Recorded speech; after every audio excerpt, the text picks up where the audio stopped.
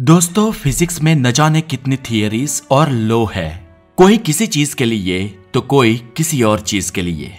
लेकिन हम अब तक जितनी भी फिजिक्स की थियरीज को जानते हैं वो क्लासिकल फिजिक्स की बड़ी चीजों को तो एक्सप्लेन कर देती है, लेकिन क्वांटम लेवल की सूक्ष्म चीजों पर ये थियरीज लागू नहीं हो पाती है। जब हम फिजिक्स के क्वांटम लेवल पे चले जाते हैं, यानी कि यूनिवर्स के सूक्ष्म लेवल की बात करते हैं, तब यहाँ पर एक थियरी दूसरी थियरी को चैलेंज करती है और ऐसे टेक्निकली कोई एक थियरी फेल हो जाती है। और इसलिए हमारे साइंटिस्ट एक ऐसी थियरी, एक ऐसा मॉडल बनाना चाहते थे कि जो यूनिवर्स के हर छोटे से छोटे और बड़े से बड़े ऑब्जेक्ट पर अप्लाई होती हो। वो थियरी जो ब्रह्मांड के छोटे से छोटे पार्टिकल और बड़े से बड़े ब्लैक होल के बारे में बताए और इसका एक भी नियम एक दूसरे से क्रॉस ना हो। और इसी सोच के साथ वैज्ञानिकों ने एक थियरी डेवलप की जो सभी चीजों को एक्सप्लेन करती है और जिसे कहा जाता है the theory of everything. Basically theory of everything एक इमेजिनरी फ्रेमवर्क है जो ब्रह्मांड में होने वाली हर एक चीज को, हर एक घटना को एक्सप्लेन करने का सामर्थ्य रखती है। तो चलिए दोस्तों, आज के इस वीडियो में हम इस यूनिफाइड थियरी यानी कि द थियरी ऑफ एवरीथिंग के बारे में जानते हैं। मैं हूं हितेश गिरी गोसाई, आप है द नॉलेज के साथ, और साइंटिफिक हेल्दी नॉलेज के लिए द नॉलेज को जरूर सब्सक्राइब करें। दोस्तों, अगर अभी मौजूदा वक्त की बात की जाए तो आज हम ब्रह्मांड को समझने के लिए दो अलग अलग थियरीज का उपयोग करते हैं। इसमें से पहली है the one and only general theory of relativity और दूसरी है आज की आधुनिक दुनिया की the quantum field theory. Universe में मौजूद बड़े बड़े ऑब्जेक्ट्स जैसे कि ग्रह, तारे, लाइट, पार्टिकल्स, ग्रहों और तारों के बीच की दूरी और उनके बीच उन्हें बांधे रखने वाली ग्रेविटी, इन सभी चीजों को समझने के लिए हम the general theory of relativity का उपयोग करते हैं। और वही दूसरी ओर जब हम एटॉमिक और सब एटॉमिक चीजों की बात करते हैं, जब हम ब्रह्मांड की सूक्ष्म से सूक्ष्म दुनिया में प्रवेश करते हैं, तो हम वहां के मैटर के स्ट्रक्चर को और उनके साथ के एनर्जी के रिलेशन को समझने के लिए हम क्वांटम फील्ड थियरी का यूज करते हैं। और ये सभी फोर्सेस आपस में कैसे काम करती है, इसके बारे में हमें standard model of particle physics बताता है। और इस मॉडल के मुताबिक यूनिवर्स में मौजूद हर एक चीज 12 बेसिक बिल्डिंग ब्लॉक से मिलकर बनी है। हमारे यूनिवर्स के 4 फंडामेंटल फोर्सेस है। 1 gravity, 2 electromagnetism, 3 strong interaction force and 4 weak interaction force. और इन 4 में से 3 फंडामेंटल फोर्सेस को standard model of particle physics के जरिए समझा जा सकता है, क्योंकि फंडामेंटल पार्टिकल्स इन फोर्सेस के बीच एक कैरियर का काम करते हैं। अब इन 4 में से 2 फोर्सेस यानी कि स्ट्रॉन्ग इंटरैक्शन फोर्स और वीक इंटरैक्शन फोर्स, ये दोनों तो माइक्रोस्कोपिक लेवल पर ही है। और अगर हम तीसरे फोर्स इलेक्ट्रोमैग्नेटिक फोर्स की बात करें, तो कोई मैग्नेट किसी लोहे को इसलिए खींचता है ताकि इन दोनों के बीच फोटॉन्स का आदान प्रदान होता है। लेकिन ग्रेविटेशनल फोर्स एकमात्र ही ऐसा फोर्स है जिसे हम अभी तक माइक्रोस्कोपिक लेवल पर एक्सप्लेन नहीं कर पाए हैं। दोस्तों, आपको लगता होगा कि कहाँ मैं एक ऐसी थियरी की बात कर रहा था जो यूनिवर्स में मौजूद छोटे से छोटे ऑब्जेक्ट को भी समझाए, और यहाँ कहाँ मैं उसके माइक्रोस्कोपिक लेवल को ना समझा पाने की बात कर रहा हूँ। पर दोस्तों, असल में थियरी ऑफ एवरीथिंग की असल बाधा माइक्रोस्कोपिक ग्रेविटी यानी कि क्वांटम ग्रेविटी ही है। और दोस्तों, जिस दिन हमने क्वांटम ग्रेविटी को प्रूव कर लिया, उस दिन हम एक ऐसी कॉमन थियरी को डेवलप करने में कामयाब हो जाएंगे जो ब्रह्मांड की प्रत्येक घटना को एक्सप्लेन कर देगी। तो दोस्तों, चलिए जानते हैं अब क्या है ये थियरी और कैसे ये थियरी क्वांटम ग्रेविटी को समझाती है। तो दोस्तों, हम ये बात तो जानते हैं कि इस ब्रह्मांड में कोई भी ऑब्जेक्ट एटॉम्स से मिलकर बना है।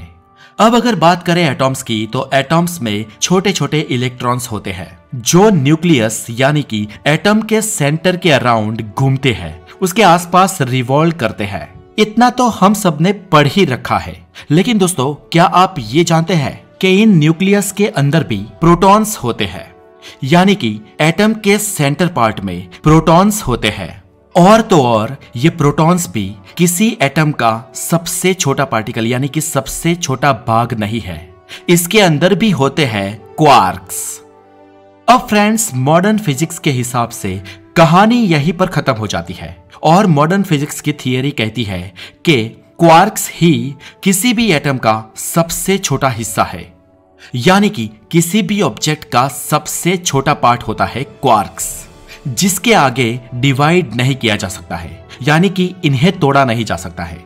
मतलब कि इस ब्रह्मांड के सभी ऑब्जेक्ट को बनाने वाले छोटे से छोटे अणु यानी कि एटम को जब हम तोड़ते हैं तो उसमें से प्रोटॉन्स, इलेक्ट्रॉन्स और न्यूट्रॉन्स निकलते हैं, लेकिन जब हम उन्हें भी तोड़ते हैं तो निकलते हैं क्वार्क्स, और क्वार्क्स को तोड़ा नहीं जा सकता है। और इसीलिए फिजिक्स के कुछ नियम क्वांटम लेवल्स पर अभी भी अधूरे और अनसुलझे हैं। लेकिन फिर आई स्ट्रिंग थियरी, और स्ट्रिंग थियरी क्वार्क्स के भी भीतर की बात करती है। वो कहती है कि क्वार्क्स के अंदर भी एनर्जी मौजूद है, और स्ट्रिंग थियरी कहती है कि ये एनर्जी हमेशा वाइब्रेट करती रहती है, जिसकी वजह से इसका स्ट्रक्चर किसी स्ट्रिंग यानी कि मेम्ब्रेन जैसा दिखाई पड़ता है। इसका कोई डिफाइंड शेप नहीं होता, ये जरूरी नहीं है कि ये एक क्लोज शेप में ही हो। ये स्ट्रिंग दोनों तरफ से खुले हुए या चिटे हुए हो सकते हैं। अब दोस्तों, इसे समझने के लिए हम एग्जांपल लेते हैं वायोलिन के स्ट्रिंग का।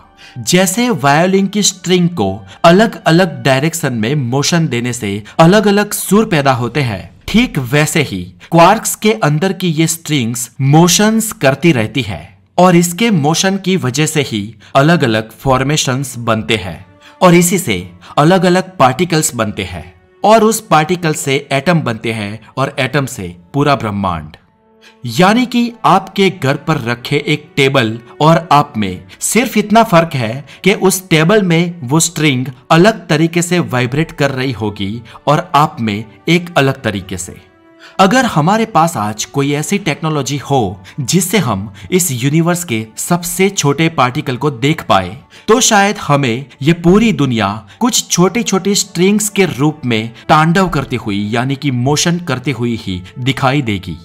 यानी कि सब कुछ इसी स्ट्रिंग्स का बना हुआ है, और इनकी मदद से हम ब्रह्मांड में होने वाली किसी भी घटना को एक्सप्लेन कर सकते हैं। लेकिन दोस्तों, आप ये बात तो जानते ही होंगे कि किसी भी थियरी को बनाना और इसे प्रैक्टिकली प्रूव करना दोनों अलग बातें हैं। हालांकि ज्यादातर साइंटिफिक थियरीज समय के साथ प्रूव हो ही जाती है, लेकिन हमें उसे प्रूव करने वाली टेक्नोलॉजी बना सके ऐसी सभ्यता तक उस थियरी को आगे बढ़ाना होता है। अब दोस्तों, स्ट्रिंग थियरी की बात करें तो ये भले ही हमारी रियल लाइफ में थोड़ी फेल हुई दिखती हो आपको, लेकिन ये हमें ब्रह्मांड की सूक्ष्म से सूक्ष्म चीज, सूक्ष्म से सूक्ष्म जगत दिखाती है, और वहां के नियम अलग है, इसलिए वो हमारे इस भौतिक जगत के बड़े लेवल पर शायद फेल होती हुई हमें दिखे, पर यह थियरी अपने आप में सच हो सकती है। मॉडर्न साइंस भी इसी ओर इशारा कर रहा है कि एक ऐसा यूनिफाइड लॉ है जो ब्रह्मांड की सारी चीजों को एक्सप्लेन कर सकता है, और जो है स्ट्रिंग थियरी।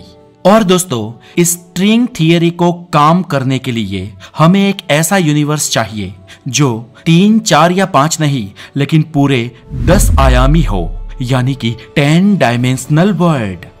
दोस्तों, अब तक हम जिस दुनिया को जानते हैं, जिस ब्रह्मांड में रहते हैं, वो 3 आयामी ब्रह्मांड है। लेकिन फ्रेंड्स, आइंस्टाइन ने अपनी आखिरी जीवन में इस स्ट्रिंग थियरी या क्वांटम फिजिक्स पर काम करना शुरू कर दिया था, और उन्होंने ये बात भी प्रूव की थी कि चौथा आयाम भी है, और उन्होंने कहा था कि the 4th dimension is the time. हालांकि ये स्ट्रिंग थियरी उससे भी आगे, उससे भी ज्यादा डायमेंशंस की बात करती है। तो क्या ये स्ट्रिंग थियरी हमारे ब्रह्मांड पर लागू नहीं होती है? तो फ्रेंड्स, ऐसा नहीं है। हो तो ऐसा भी सकता है कि हम जिस ब्रह्मांड को अब तक समझे हैं उससे भी ज्यादा गहरा हो, उसके रहस्य और ज्यादा डीप हो। शायद हम हमारे ब्रह्मांड के सूक्ष्म लेवल की बारीकियों को अभी तक नहीं समझे हैं, और इसीलिए इस स्ट्रिंग मॉडल की वजह से हम हमारे स्टैंडर्ड मॉडल को अर्थमेटिकली डेराइव कर पा रहे हैं। लेकिन यहाँ पर एक सवाल ये भी आता है कि अगर हमारे ब्रह्मांड पर स्ट्रिंग थियरी का मॉडल अप्लाई होता है तो फिर बाकी के डायमेंशंस कहाँ है और अभी तक उनके बारे में किसी को पता क्यों नहीं है और हम उन डायमेंशंस में एंटर क्यों नहीं कर पाते हैं। तो इस सवाल पर स्ट्रिंग थियरी को सपोर्ट करने वाले वैज्ञानिकों का कहना है कि ऐसा इसलिए है कि बाकी के डायमेंशंस काफी छोटे हैं, बहुत ही सूक्ष्म।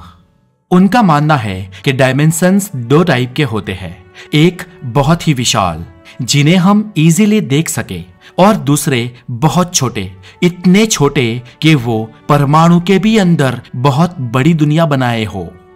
अब दोस्तों इस बात को चलिए एक एग्जाम्पल से समझते हैं। मान लीजिए कि एक बिजली के खंभे से कोई बिजली का तार गुजर रहा है।